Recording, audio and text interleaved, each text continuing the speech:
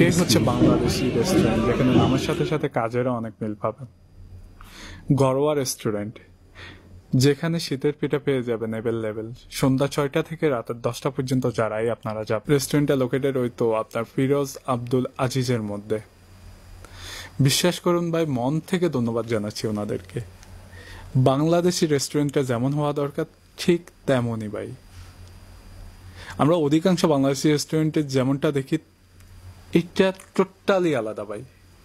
একবার যাবেন, অবশ্যই ট্রাই করবেন ওনাদের ফুডগুলো। ওনারা গরু মাংস ফ্রেশ বলে কিন্তু ফ্রেশই দিচ্ছে, যেটা আমরা অধিকাংশ বাংলাদেশি রেস্টুরেন্টে পাই না। চিতল পিঠার সাথে গরুর মাংস অসাধারণ হয়েছে ভাই।